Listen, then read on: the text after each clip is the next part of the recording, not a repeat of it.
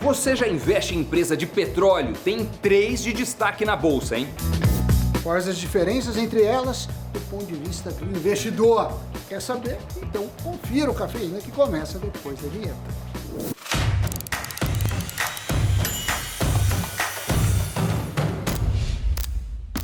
Valorização ou previsibilidade? O que você prefere na hora de investir, hein? Hoje é dia de falar sobre as petroleiras. Qual o perfil de cada uma? Qual se adequa mais ao seu perfil de investidor? Amiguinhos e amiguinhas, eis a questão. O que é melhor, Dona? Investir em uma petroleira que rentabilizou 4.000% nos últimos 5 anos? Bom. Ou em uma que paga bons dividendos? É claro que a gente também pode falar em uma com uma boa perspectiva de crescimento. Porque várias você opções. sabe que retornos passados não são garantia de resultados futuros. Perfeitamente, mas são 3 boas alternativas, Sim. então. Nos 5 primeiros meses de 2021, o barril do petróleo tipo Brent teve uma valorização de 32%. O tipo WTI, 36%. E por que a gente está falando desses números? Porque tem uma petroleira que rentabilizou um pouco acima que o barril do tipo WTI em 2021. E não é a Petrobras. Sabe que companhia é essa, Sammy Boy? Não faço a mínima Claro que ideia, sabe. mas a nossa editora me avisou que é a PetroRio. No acumulado deste ano, ela rentabilizou aos seus investidores 36,7%. É um bom número quando comparado às suas concorrentes. Em igual período, obviamente, as ações da Petrobras tiveram um retorno negativo de 3,7%. Já a mais nova petroleira, entre elas, a 3R Petroleum, subiu 4,6%, um pouco acima do que o Ibovespa, que por sua vez ficou em 4,2%, sempre falando do mesmo período. Bom, você está vendo aí esse gráfico, né, Sim. que mostra a volatilidade. Você vê que quando o Ibovespa cai, a Petro, na verdade, está caindo mais do que a queda do índice, pelo menos nesse período que a gente analisou. E como a Petro tem um percentual significativo, né, de um peso importante, também ajuda a puxar o índice para baixo em algumas vezes. Ou para cima também. Em contrapartida, as ações das rivais subiram no mesmo período em que a Petrobras e o Ibovespa caíram. Isso foi em meados de março. No gráfico dá para ver como elas são muito mais voláteis do que a Petrobras. Dá para dizer que é uma verdadeira montanha-russa e isso já é uma diferença aí notável. Beleza, então Petro mais estável, as demais mais voláteis. Bom, a companhia também teve uma troca de comando que fez com que suas ações despencassem no primeiro momento. Isso aconteceu no final de fevereiro. Hoje, após um tombo de mais de 20% em um único dia, as suas ações estão próximas de retomar o patamar anterior, né, pré-troca feita nesta data. Mas, desde 2015, que a Petrobras vem passando por um plano de desinvestimento para reduzir a sua dívida e assim ficar no que dá mais lucro, a extração do pré-sal em águas profundas. A petroleira passou a não investir mais em campos de terra e águas rasas, já que tinha um custo extra de extração, e com isso abriu brecha para novos players no mercado, como é o caso da PetroRecôncavo e 3R Petroleum. De quebra, abriu também espaço para a PetroRio, listada há mais tempo na Bolsa e que passou por uma metamorfose justamente em 2015. Apesar da Petrobras estar mantendo bandeiras importantes da gestão anterior, como cumprir o calendário de desinvestimentos e manter a distribuição de dividendos aos acionistas, ainda há preocupações no radar, a exemplo da política de paridade internacional dos preços dos combustíveis. Essa política faz os preços praticados pela Petrobras dependerem fundamentalmente dos preços do petróleo negociado lá, lá no exterior, dos derivados e da taxa de câmbio. Bom, e além disso tem o preço do petróleo, é volátil, é instável, no mundo, depende de vários fatores. E segundo a Petrobras, o valor pago pela gasolina pelo consumidor não está sob a gestão da estatal e é composto por 4 fatores: preços do produtor ou importador, carga tributária, custo do etanol e margens de distribuição e revenda. Agora está sendo tentado pelo governo e também pela estatal a negociação dos tributos, já que eles equivalem a quase metade do valor fixado na refinaria. E isso, Dona, é uma tarefa complicada, já que além dos tributos federais, o ICMS dos estados tem um peso relevante e costumam ser a principal fonte de receita dos estados. Então, governador nenhum quer abrir mão, ou poucos estão dispostos a isso. Algumas propostas foram colocadas na mesa, entre elas uma medida específica para o diesel, ou então priorizar uma categoria, como a dos caminhoneiros, por exemplo. Em abril, o governo até ventilou a possibilidade de criar um fundo de 30 bilhões de reais para amortecer as variações de preços nos combustíveis.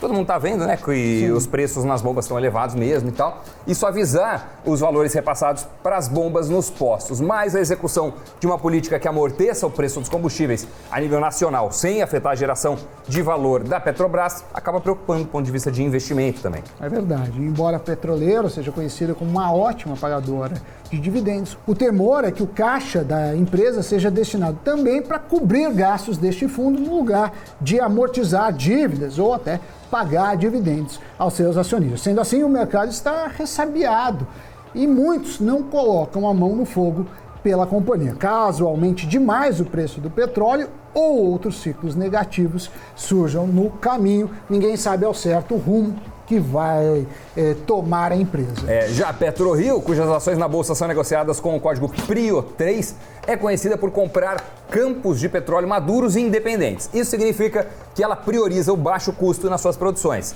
e dá à PetroRio um maior poder de barganha. Ela adquire novos campos com um valor bom e otimiza eles com a redução de gastos na extração. Em fevereiro deste ano, a PetroRio captou 2 bilhões de reais com a sua oferta de ações ao mercado, nesse caso conhecido como follow-on, o que reduziu drasticamente seu endividamento e a colocou em um ótimo patamar para novas aquisições.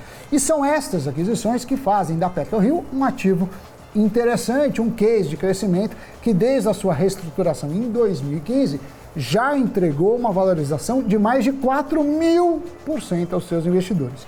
E ela continua dando os resultados, apesar do mercado perceber seu valor há pouco tempo, pelo menos uma boa parte. Sabe que eu já tive papel da PetroRio, mas não peguei nem 1% desses 4.000%. Nada, eu só me lasquei.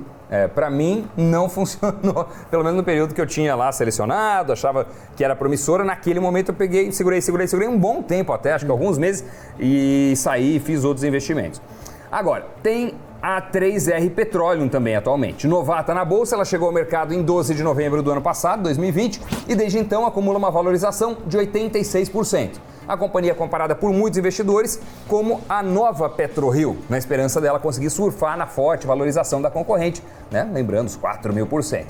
Essa empresa é listada com o ticker com o código RRRP3. E a diferença entre a 3R Petroleum e a PetroRio é que a segunda já conta com um sólido histórico de entregas na compra de campos e redução de custos de extração, enquanto a 3R Petroleum, o que o investidor vê até o momento são apenas bons planos, mas ainda não há margens, EBITDA ou lucro que possam comprovar ou mensurar até que ponto a companhia vai evoluir. Isso não é uma tarefa fácil, porque explorar petróleo é um negócio complicado e muitas vezes a companhia pode cometer o erro de comprar campos caros e não conseguir reduzir os custos como esperado. Com isso, ela acaba saindo no prejuízo. Porém, o que conta a favor da 3R é o fato dela ser mais conservadora. A sua estratégia visa explorar campos maduros e de baixo custo de produção. As operações que ela assume já estão, em sua maioria, em operação, então tudo isso acaba dando uma perspectiva positiva. Além disso, a 3R Petroleum não se envolve em riscos de operacionalizar pré-sal ou extrair em águas profundas. Na maioria das vezes, a empresa abocanhou campos de terra ou águas rasas para, assim, diminuir os custos de aumentar a eficiência e vida útil desses. Porém, sem riscos, também não tem grandes retornos. E como a operação é enxuta, é difícil que a empresa tenha a mesma evolução que a PetroRio teve, pelo menos. Essa é a previsão de vários analistas. O que a gente pode sim afirmar é que a 3R Petroleum pode ser um player mais previsível quando a gente compara com as concorrentes. Então, para quem gosta de uma nova proposta para o setor com potencial e sem interferência política, a 3R pode ser uma alternativa. Já para quem busca valorização e crescimento, a PetroRio pode ser uma oportunidade. Suas ações triplicaram de valor em apenas um ano. Já a Petrobras se encaixa na estratégia de dividendos, além de acompanhar o olhar macroeconômico. Então, se o Brasil vai bem, a Petrobras tende a se beneficiar, o contrário também tende a ser verdadeiro. Ela deu uma puxadeira aquele dia que caiu 20% até agora deu uma puxada, uma recuperada considerável. Recentemente saíram até alguns relatórios de bancos e analistas ainda apostando que a direção mais adequada é de compra e que a perspectiva é positiva, mas temos aí um cardápio de 3 petroleiras aqui abordadas, analisadas. Você já investe em alguma empresa do setor de petróleo? Gosta desse setor?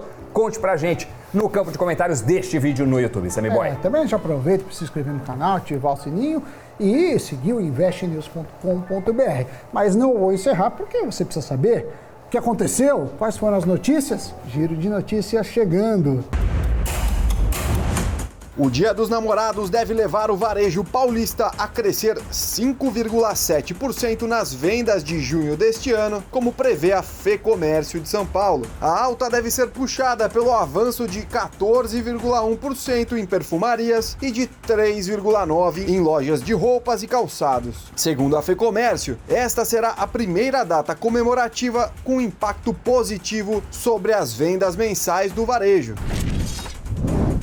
A Amazon confirmou que vai adotar em breve o Pix como forma de pagamento em suas vendas online. Segundo o Daniel Mazzini da Amazon, no Brasil, a companhia já traça estratégias sobre como aplicar a plataforma. Lançado no Brasil no final do ano passado, o Pix já movimentou até abril deste ano mais de 787 bilhões de reais em transferências e ultrapassou a barreira de 80 milhões de cadastros.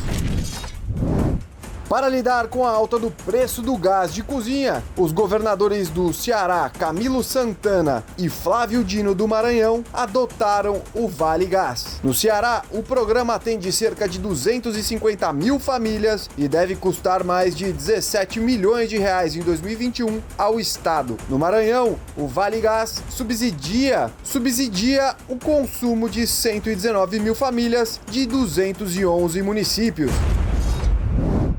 Muito bem, Sammy Boy, agora com este giro de notícias encerramos as atividades do Cafeína de hoje. A gente se encontra no próximo programa. Valeu, tchau.